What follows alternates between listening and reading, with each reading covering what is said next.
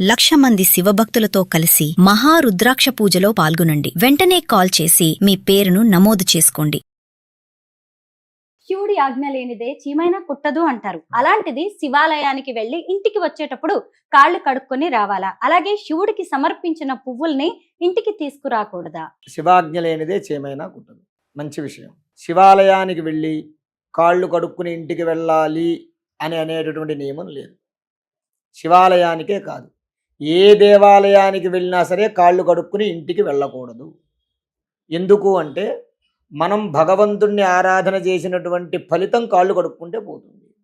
కాళ్ళు కడుక్కున్నాం అనుకోండి, ఇప్పుడు లోపల గుడిలోకి వెళ్ళేటప్పుడు కాళ్ళు కడుక్కుని లోపలికి వెళ్ళాలి తప్ప దేవాలయం దర్శనం అయిపోయి పూజలు పునస్కారాలన్నీ అయిపోయిన తర్వాత మనం ఇంటికి వెళ్ళేటప్పుడు కాళ్ళు కడుక్కుని ఇంట్లోకి వెళ్ళకూడదు. దేవాలయం నుంచి ఇంటికి కానీ, పుణ్యక్షేత్రాల నుంచి కానీ, యాత్రల నుంచి కానీ ఇంటికి వెళ్ళేటప్పుడు ఇంట్లో కూడా బయట కాళ్ళు కడుక్కుని లోపలికి వెళ్ళకూడదు. డైరెక్ట్గా లోపలికి వెళ్ళిపోయి ఒక 10 నిమిషాలు కూర్చుని తర్వాత ఏదైనా మట్టో లేకపోతే దుమ్ము అంటుకుంటే కాళ్ళు కడుక్కోవాలి తప్ప, లేకపోతే అది కూడా అవసరం లేదు. ఎందుకు అంటే దేవాలయం అతి పవిత్రమైనటువంటి స్థలం. పరమేశ్వరుణ్ణి ఆరాధన చేసినటువంటి ఫలితం. పరమేశ్వరునే కదా, ఏ దేవాలయం, చాలామంది శివాలయం అనే కాదు నవగ్రహాలకు వెళ్ళినా సరే కాళ్ళు కడుక్కోవాలంటారు. కానీ నవగ్రహాలకు వెళ్ళినా సరే కాళ్ళు కడుక్కోవాల్సిన అవసరం లేదు. ఎప్పుడైనా సరే శనివారం రోజున మాత్రం నవగ్రహాలకు మనం ప్రదక్షిణాలు చేస్తాం. మనకన్నా ముందు ఎవరో వెళ్ళి చక్కగా నువ్వులతోటి లేదా నువ్వుల నుండి అభిషేకం చేసుకుంటారు, నువ్వులతో పూజ చేసుకుంటూ ఉంటారు. వాళ్ళు శుభ్రం చేసే క్రమంలో ఆ నువ్వులు అవి అన్నీ కూడా కాస్త కింద పడి ఉంటాయి.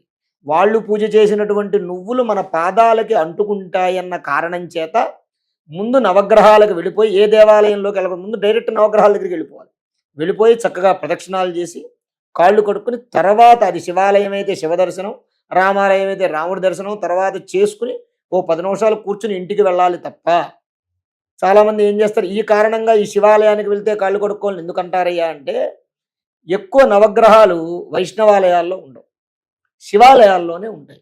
ఆ కారణంగా చాలామంది ఏం చేస్తారంటే, ఇక్కడ శని ఉంటాడు కాబట్టి ఈ శివుడికి ప్రదక్షిణం చేస్తాం, నవగ్రహాలకు కూడా దండం పెట్టుకుంటాం కాబట్టి ఆ కారణంగా కాళ్ళు కడుక్కుని వెళ్ళమని చెప్తారు తప్ప, అసలు డైరెక్ట్గా నవగ్రహాలకు ప్రదక్షిణాలు చేసినా పూజ చేసినా సరే కాళ్ళు కడుక్కోవాల్సిన అవసరం లేదు. కేవలం శనికి సంబంధించినటువంటి నువ్వులు దానం ఇస్తే తప్ప, ఆ నువ్వులు దానం ఇచ్చినప్పుడు మాత్రం ఇంటికి వెళ్ళి స్నానం మాత్రం ఖచ్చితంగా చేయాలి. ఎందుకంటే దానం ఇచ్చినప్పుడు ఏమవుతుంది అంటే, దానం ఇచ్చినప్పుడు మనం ఇచ్చిన తర్వాత ఒక నెగిటివ్ ఎనర్జీ అనేది మన శరీరంలో ఉంటుంది. ఆ దానం ఎప్పుడైతే ఇచ్చేస్తామో దానంతో పాటు మన మనస్సులో ఉన్నటువంటి దోషం తొలగిపోతుంది. మన శరీరానికి ఉన్నటువంటి ఆ దోషం తొలగిపోవడం కోసం ఇంటికి వెళ్ళి స్నానం చేయటం కేవలం నువ్వుల దానం ఇచ్చినప్పుడు అంతే తప్ప, శివాలయానికి వెళ్ళినప్పుడు లేదా నవగ్రహాల గుడికి వెళ్ళినప్పుడు కాళ్ళు కడుక్కోవాల్సిన అవసరం లేదు. అంటే గుడి నుంచి ఇంటికి వెళ్ళేటప్పుడు, గుళ్ళోకి వెళ్ళేటప్పుడు కాళ్ళు కడుక్కోవాలి. హస్తవు ప్రక్షాళయామి, పాదవు ప్రక్షాళయామి అని చెప్తాం కదా, ఖచ్చితంగా చేతులు కాళ్ళు కడుక్కునే భగవంతుడి యొక్క దర్శనం చేసుకోవాలి. కానీ దర్శనానంతరము హస్త ప్రక్షాళనం, పాద ప్రక్షాళనం అవసరం లేదు.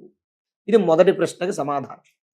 రెండవది అంటే కొబ్బరి చిప్ప కానీ, శివాలయంలో ఏదైనా ప్రసాదం పువ్వులో పళ్ళు ఏదైనా మనం తెచ్చుకోకూడదు అని అంటారు. ఎందుకంటారు? ఎందుకయ్యా అంటే, ఈశ్వరుడికి శివాలయానికి ఉత్తరంలో చండీశ్వరుడు ఉంటాడు. ఉత్తరతః చండీశ్వరాయ నమః నిర్మాల్యం సృజ్య. ఉత్తరంలో ఉన్నటువంటి ఆ చండీశ్వరుడికి పరమేశ్వరుడు ఇచ్చిన వరం అన్నమాట. ఏమిటి? నాకు నైవేద్యం పెట్టింది ఏదైనా సరే, నాకు పూజ చేసింది ఏదైనా సరే, నాకు అభిషేకం చేసింది ఏదైనా సరే దాని మీద నీకే హక్కు ఉంటుంది అని చెప్పి పరమేశ్వరుడు వరం ఇచ్చాడు చండీశ్వరుడికి. అందువల్లే ఉత్తరముఖంగా పానమట్టం ఉంటుంది. శివలింగం మీద మనం నీళ్లు పోసామనుకుని ఎక్కడైనా చూడండి, ఉత్తరముఖంగా పానమట్టం ఉంటుంది. ఎందుకంటే ఉత్తరంలో చండీశ్వరుడు కాచు కూర్చుంటాడు. ఆ శివుడి మీద వచ్చేటువంటి ఆ పానమట్టం మీద వచ్చే నీళ్లతోటి స్నానం చేయాలని, ఆ నిర్మాల్యాన్ని స్వీకరించాలని, ఆ ప్రసాదాన్ని స్వీకరించాలనేటువంటి తృష్ణతోటి ఆ చండీశ్వరుడికి మాత్రం అధికారం. ఆ కారణంగా మనం ఏం చేయాలంటే, శివప్రసాదం తీసుకెళ్ళకూడదు, తర్వాత తీర్థం తీసుకోకూడదు, ఇవన్నీ పిచ్చి మాటలు. కానీ మనం చేయాల్సిన పని ఏంటయ్యా అంటే, ఆ శివప్రసాదం ఏదైతే పంతులు గారు ఇచ్చారో, లేదా ఏదైతే పూలు ఇచ్చారో పళ్ళు ఇచ్చారో ఆ ప్రసాదాన్ని ఉత్తరం వైపు ఉన్నటువంటి చండీశ్వరుడి దగ్గరికి వెళ్ళి, అయ్యా పరమేశ్వరుడి యొక్క ప్రసాదం నాకు లభించింది నీ అనుగ్రహం వల్ల, నేను ఈ ప్రసాదాన్ని స్వీకరించేటటువంటి అనుగ్రహాన్ని నాకు కలిగించు అని చండీశ్వరుడి దగ్గర అనుజ్ఞ తీసుకుని వెళ్ళాలి. ఇప్పుడు ఒక వస్తువు కానీ, లేదా ఒక పదార్థం కానీ, లేదా ఒక స్థలం కానీ ఏదైనా సరే ఒక మనిషికి అధికారం ఉన్నప్పుడు అతని పర్మిషన్ లేకుండా మనం దాన్ని స్వీకరించకూడదు. ఈ శివుడి యొక్క ప్రసాదం కానీ తీర్థం కానీ ఇదంతా కూడా చండీశ్వరుడికి రిజిస్ట్రేషన్ అన్నమాట. చండీశ్వరుడు రిజిస్ట్రేషన్ చేయించుకున్నాడు. అందువల్ల చండీశ్వరుడి దగ్గరికి వెళ్ళి పర్మిషన్ తీసుకుని మాత్రమే మనం ప్రసాదం పట్టుకెళ్ళాలి తప్ప, లేకపోతే బంగారం పువ్వు ఇచ్చినా కూడా మనం పట్టుకెళ్ళకూడదు. గురువు గారు, సాధారణంగా దేవుడి దగ్గర పెట్టిన పువ్వుల్ని ఆడవాళ్ళు తీసుకుని తలలో పెట్టుకోవడం, లేదంటే పండితులు కూడా ఇస్తూ ఉంటారు. అవునమ్మా, వాటిని తలలో పెట్టుకుంటారు, మగవాళ్ళు అయితే చెవుల్లో పెట్టుకుంటారు. అవునమ్మా, మరి అలా శివయ్య దగ్గర పెట్టిన పువ్వుల్ని పెట్టుకోవచ్చా? చక్కగా పెట్టుకోవచ్చు. ఎందుకు అంటే ఈశ్వరుడు శివలింగంలో లింగం శివస్వరూపం, కింద ఉన్నటువంటి పానమట్టం అమ్మవారి స్వరూపం. శివుడిలోనే శక్తి ఉంది, శక్తిలోనే శివుడు ఉన్నాడు. ఆ రెండూ లేకుండా ఈ సృష్టి లేదు. కాబట్టి మనం అక్కడ ఉన్నది కేవలం లింగస్వరూపం కనబడుతోంది, కానీ ఆ లింగంలో పరమేశ్వరుడితో పాటు పార్వతీదేవి కూడా ఉన్నది, అమ్మవారు కూడా ఉన్నారు. అర్ధనారీశ్వర స్వరూపం కదా. ఆ కారణంగా ఈశ్వరుడు మీద పెట్టినటువంటి పువ్వును తప్పకుండా మనం చెప్పాంగా, చండీశ్వరుడు యొక్క అనుజ్ఞ తీసుకోవటం మనం తప్పనిసరిగా చక్కగా తలలో పెట్టుకోవచ్చు. దానికి ఏమీ ఇబ్బంది లేదు. గురువు గారు, ఇక్కడ ఇంకొక సందేహం ఉంది. నార్మల్ గా మనం పుణ్యక్షేత్రాలకు వెళ్తూ ఉంటాము, గుడికి వెళ్తూ ఉంటాం. మళ్ళీ మనకి ఏదో పని పడవో, లేదంటే మధ్యలో మన వాళ్ళు బంధువులు ఫ్రెండ్స్ ఉన్నారనో వేరే వాళ్ళ ఇంటికి కూడా వెళ్లాల్సిన అవసరం పడుతూ ఉంటుంది. కానీ ఒక్కసారి గుడికి వెళ్ళిన తర్వాత డైరెక్ట్ గా మన ఇంటికి మాత్రమే వెళ్ళాలి, మధ్యలో ఎవరిళ్ళకి వెళ్ళకూడదు.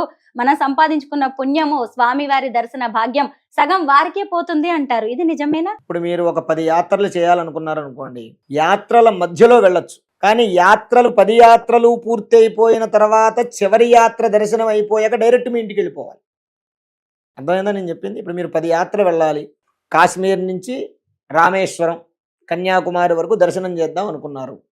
మధ్యలో బంధువులు ఉన్నారనుకోండి, ఈ మధ్యలో వెళుతూ 2 క్షేత్రాలు 3 క్షేత్రాలు అయ్యాక 4వ క్షేత్రానికి 3వ క్షేత్రం మధ్యలో వెళ్ళొచ్చు, దర్శనం వెళ్ళొచ్చు, వాళ్ళ ఇంట్లో ఉండొచ్చు, నిద్ర చేయొచ్చు.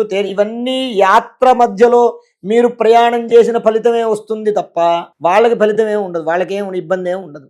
మీరు ఎప్పుడైతే ఈ సంపూర్ణ యాత్ర పూర్తి చేసేసినటువంటి తరువాత చివరి యాత్ర పూర్తి అయ్యాక డైరెక్ట్ మీ ఇంటికి వెళ్ళిపోవాలి, మధ్యలో ఎవరింటికి వెళ్ళకూడదు. ఎందుకు? యాత్ర చేసినటువంటి ఫలితం మనకి కలగాలి కాబట్టి వేరే వాళ్ళ ఇంటికి సంపూర్ణ యాత్ర పూర్తి అయిపోయాక వెళ్ళకూడదు తప్ప మధ్యలో వెళ్ళొచ్చు. మామూలుగా గుడికి వెళ్ళినప్పుడైనా వెళ్ళొచ్చు. గుడికి వెళ్ళినప్పుడు దానికి దీనికి సంబంధం లేదు. ఇప్పుడు దేవాలయం ఉంది, ఇంట్లో నిత్య కార్యక్రమాలు, నిత్య భగవదారాధన, నిత్య దర్శనాలు చేసుకునేటప్పుడు దానికి ఏమి ఇబ్బంది. భగవంతుడి విషయంలో ఎవరి పూజా ఫలం వారిదే, ఎవరి కర్మఫలం వారిదే తప్ప దానికి ఏమి నియమం అంటూ ఏమీ లేదు. శ్రీ మహాగణాధిపతయే నమః.